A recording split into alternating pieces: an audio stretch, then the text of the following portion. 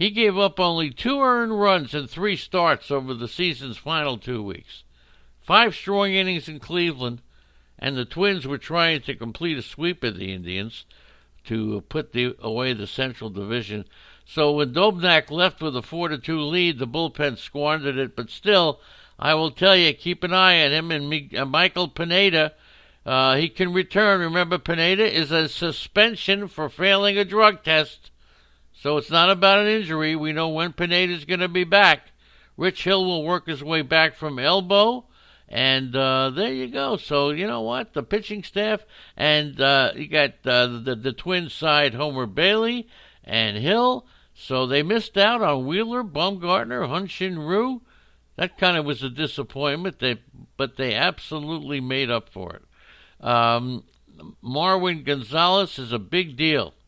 They're going to move Miguel Sano across the diamond.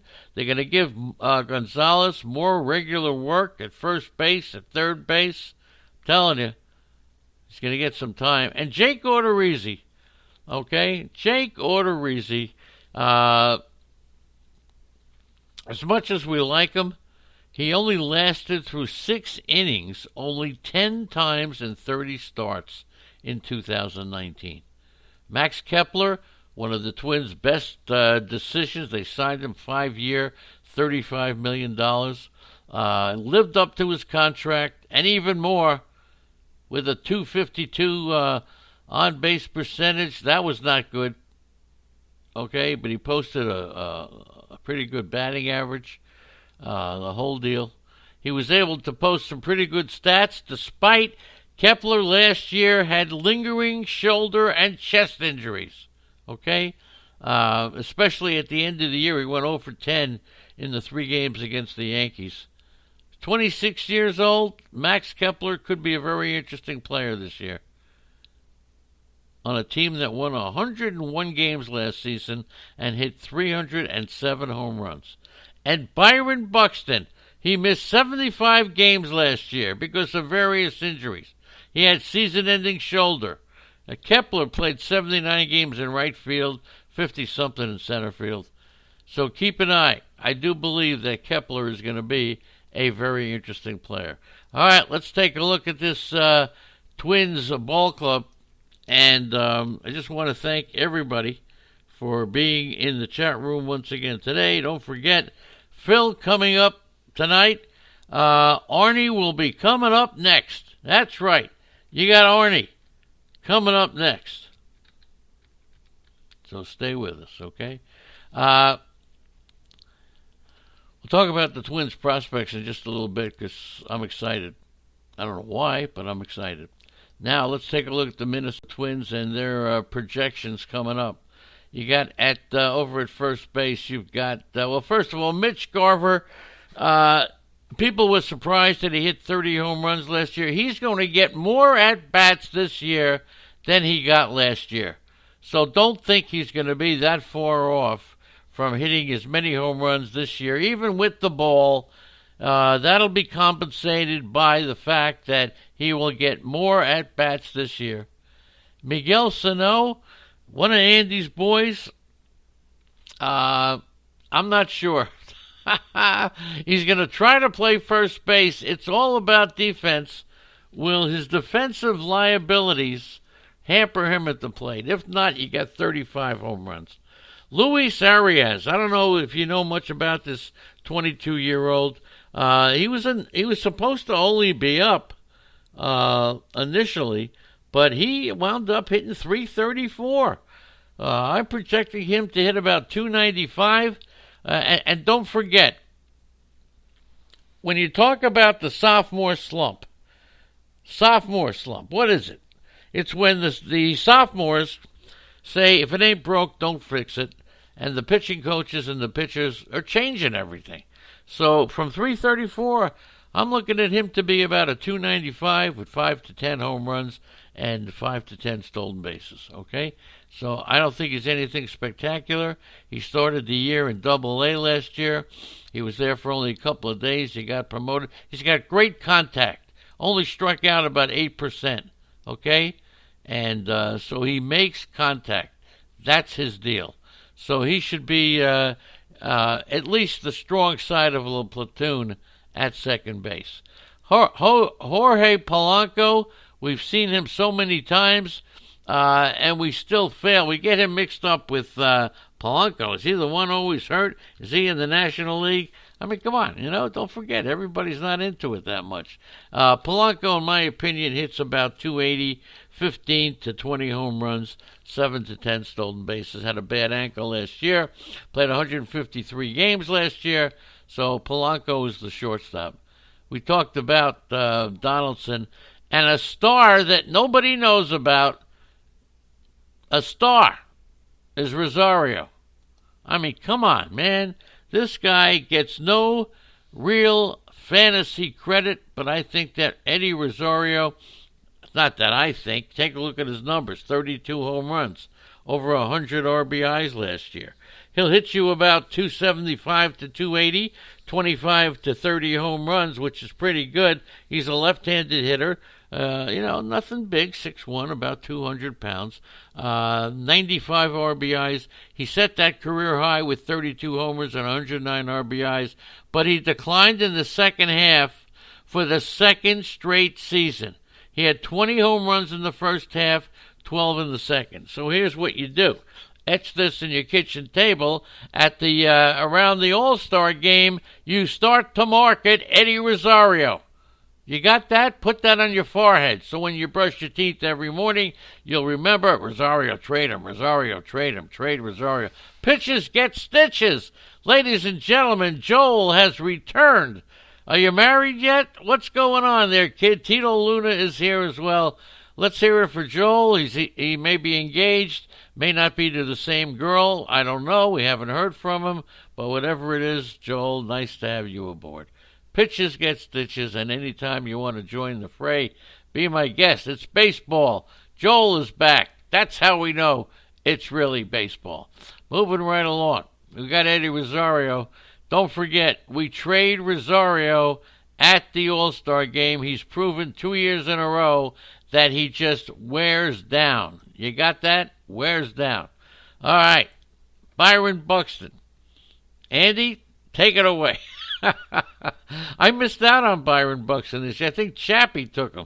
Somebody stole him from me. This draft, when you go to sleep, I lose players. I don't know. Nelson Cruz, he is what he is. I told you about Odorizzi. Jose Berrios. Boy, oh boy, is he going to be... Some people think he's one of the top pitchers. I don't. I just don't think so. I remember seeing him. My initial impression, he's 25 years old. He had a career-best 3.6 ERA, made a second consecutive All-Star game, but he also faded in the second half for the second time. He had a 3 ERA before the All-Star game and a 4.6 ERA after the All-Star game. So if Berrios gets off to a good start, you're going to put that on your forehead as well. You're marketing Berrios at the All-Star game. Are you kidding me? Of course you are. We told you about Odorizzi. The closer on this team, Berrios, $19 at American League only. Okay? That's what the chat room says. The chat room likes Berrios more than I do. All right. Good morning to you all. Good morning to you all. And White Sox Al has arrived to his office. Arnie coming up next. Don't forget, Arnie will be here in just a few minutes. Let's just get finished up with this Minnesota team that, once again, 91.5. I'm going over. They're 9-1 to win the division. I'll take it. And I'll take the 20-1 to win the World Series. Homer Bailey, Devin Smeltzer, I'm telling you, Pineda's coming back. It's a suspension. Randy Dobnak, I just told you about. Please, do not forget Randy Dobnak. Taylor Rogers, tremendous closer, left-handed pitcher. They got Lewis Thorpe as another lefty. Blaine Hardy is another lefty. Anytime you see somebody who's a potential closer and you discover that he's a left-hander, you always have to take a look. It's almost more important to have a left-handed pitcher available in the 7th, 8th, 9th inning to come in and get that important out. He's 29 years old. He emerged. The bullpen was very unsettled early in the year. 30 saves, 12 saves of more than 3 outs. So he can do it. 12 saves of more than 3 outs. Let's go to the Twins in their minor league system. Royce Lewis. That's right, the former number 1 pick. I saw him in the Arizona Fall League. He was okay. He's 6'2", 200 pounds. Everybody's talking about him. They didn't have a shortstop spot available in the Arizona Fall League, so they put him at other positions. He played center field. He was a utility guy. Played a dozen games at third base, second base, 5 games at center field, and the final game of the Arizona Fall League regular season at shortstop. So, look, high marks for his defensive showing everywhere. His bat was the big thing. He found himself among the top 5 in average. The point is that Royce Lewis, 20 years old, maybe a year away. Alex Kirilloff, the 22-year-old outfielder, incredible. He's got a great swing. He should find his way to the major leagues this year. And maybe if Sano struggles, this is going to be a humdinger for sure. He could play first base or he could play the outfield. So Minnesota's got a lot of depth here because this kid is pretty good. If Buxton struggles, he's out of there, okay? They're not going to waste their time waiting for Byron Buxton to develop, unlike many of us in fantasy baseball. Alex Kirilloff, who hit .283 last year, 9 homers. He had 7 out of 13 stolen bases. That's not great, okay? Brusdar Gradiel. This kid can fire. He's 20. He's 265 pounds and 6'1". He throws 180 miles an hour. Okay, he made his major league debut last year. Okay, I had Tommy John surgery. Watch this kid. He could wind up, if Rogers fails, they could develop this guy into a future closer. All right, and those are the names of the players in Minnesota who met. Louis Thorpe, who I just talked about. He's an Australian. He was healthy.